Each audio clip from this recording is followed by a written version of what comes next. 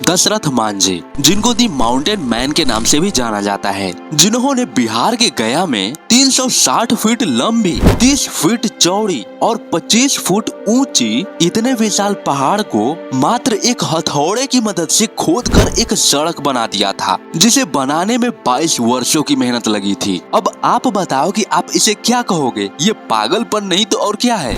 But क्या हो अगर मैं कहूँ कि इससे भी बड़ा पागलपन दशरथ मांझी के करने से 60 साल पहले भी हो चुका है। दरअसल मांझी ने इस पहाड़ को काटना 1960 में स्टार्ट किया था, जो बनकर के तैयार हुआ 1982 में। जबकि आज मैं जिस बंदे के बारे में बताने वाला हूँ वो तो दशरथ मांझी से भी कई कदम आगे है।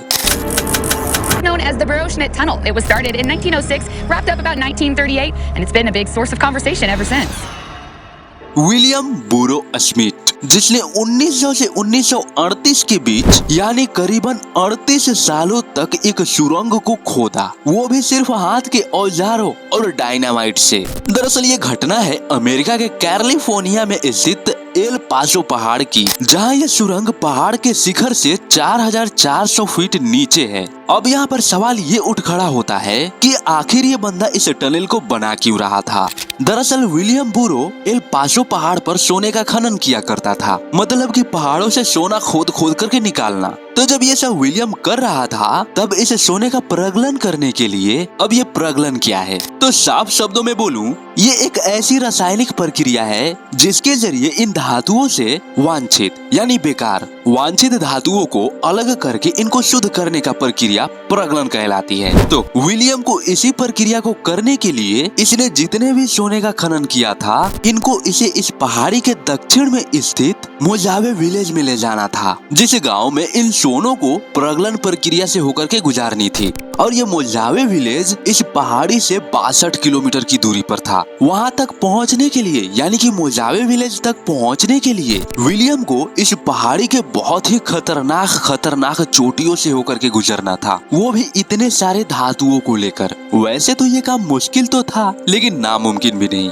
जबकि विलियम के पास 2 गधे भी थे, फिर भी ये कोई रिस्क नहीं लेना चाहता था। तो अब इसी सब की वजह से विलियम ने साल 1900 में यह फैसला किया कि इन चोटियों को पार करने से अच्छा है कि इन पहाड़ियों को खोदकर एक टनल बना दिया जाए। इसीलिए 1900 में विलियम ने इस टनल को खोदना स्टार्ट कर दिया। विलियम ने इस पहाड़ी को काटकर 1 किलोमीटर लंबी और 10 फीट चौड़ी सुरंग बनाने का फैसला किया। इस पहाड़ को तराश कर टनल बनाने के लिए विलियम के पास एक कुदाल, एक फावड़ा और एक 4 पाउंड का हथौड़ा था। बस इतनी ही चीजों की मदद से चट्टानों से लेकर ठोस ग्रेनाइट तक को खोदना था। जब विलियम इस टनल को खोदा करता था तब हमेशा इसके ऊपर चट्टानों के गिरने का खतरा बना रहता था। इनफैक्ट चट्टानों के गिरने से विलियम चट्टानों में फंस भी जाया करता था और अक्सर घायल हो जाया करता था। इस चीज से बचने के लिए विलियम को इस चट्टानों को शोरिंग करने की जरूरत थी। टनल शोरिंग ये एक ऐसी प्रक्रिया है जो ऐसी संरचनाओं यानी कि टनल वगैरह के खुदाई के दौरान इन संरचनाओं को सहारा देने की प्रक्रिया होती है, जिसे शोरिंग कहते हैं। इस तकनीक से यानी कि शोरिंग से ये संरचनाएं कोलैप्स नहीं होते। अब ये शोरिंग की प्रक्रिया तो वहाँ हो नहीं सकती थी।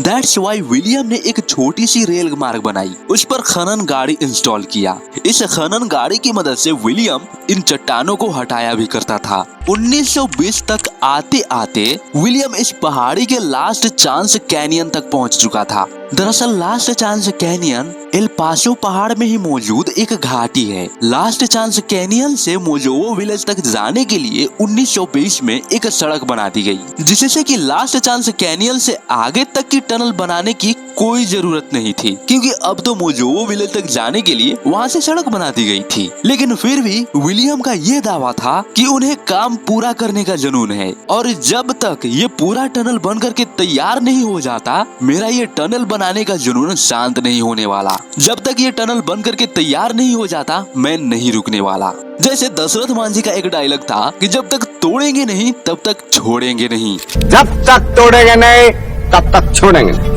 वैसे ही विलियम का भी एक दृढ़ निश्चय था कि जब तक खोदेंगे नहीं तब तक छोड़ेंगे नहीं। 1938 आते आते विलियम ने अपना लक्ष्य प्राप्त कर लिया था। इसलिए जब इस टनल को खोदना स्टार्ट किया था तब उसने केवल एक कुदाल, एक फावड़ा और एक 4 पाउंड के हथौड़े का इस्तेमाल किया था। इसने बस इतनी ही चीजों की मदद से लगभग 2500 फीट ठोस ग्रेनाइट को खोदा था और कभी कभी इसने टनल को खोदने के लिए डायनामाइट का भी इस्तेमाल किया था। और उस वक्त ऐसा अनुमान लगाया गया था कि विलियम अपने काम को कंप्लीट करने के लिए, कंटिन्यू रखने के लिए, इन खोदे गए चट्टानों को हटाने के लिए इसने मात्र एक छोटे से व्हील बोरो की मदद से 5800 टन चट्टानों को हटाया था। और कभी कभी इस चट्टानों को हटाने के लिए इसने अपने पीठ का भी इस्तेमाल किया था, यानी कि इसने इन चट्टानों को अपने पीठ पर भी लाद करके हटाया था। वैसे तो विलियम ने इस टनल को बनाने के बाद कभी भी अपने खनिजों को ले जाने के लिए इस सुरंग का इस्तेमाल नहीं किया था। क्यों? क्योंकि जब ये इन चट्टानों को अपने पीठ पर लाद करके ले जाया करता था, जिसकी वजह से इसके पेट की मांसपेशियां खराब हो चुकी थी, जिससे इसको बहुत ज्यादा दर्द हुआ करता था। और शायद मेरे ख्याल से यही वो वजह रही होगी जिसकी वजह से विलियम ने आगे चल करके अपने इस खनन वाले काम को बंद कर दिया।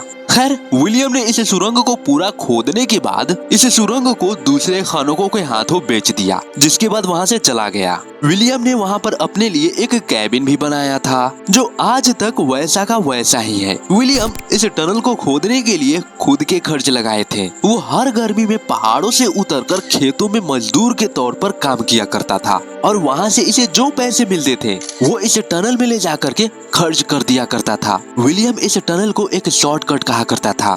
अब आप मुझे ये कमेंट करके बताओ कि विलियम का इस टनल को बनाना एक पागलपन था या फिर समझदारी। और हाँ, ये भी कि सबसे बड़ा पागलपन किसका था, दशरथ माझी का या फिर विलियम बुरो स्मिथ का। By the way, I hope कि आपको ये वीडियो इन्फॉर्मेटिव लगी हो। अगर लगी तो आपसे एक छोटी सी रिक्वेस्ट है, अपना एक छोटा और प्यारा सा लाइक इस वीडियो को डोनेट जरूर करें। बाकी मैं मिलता हूँ किसी और नेक्स्ट वीडियो में, तब तक के लिए बाय बाय।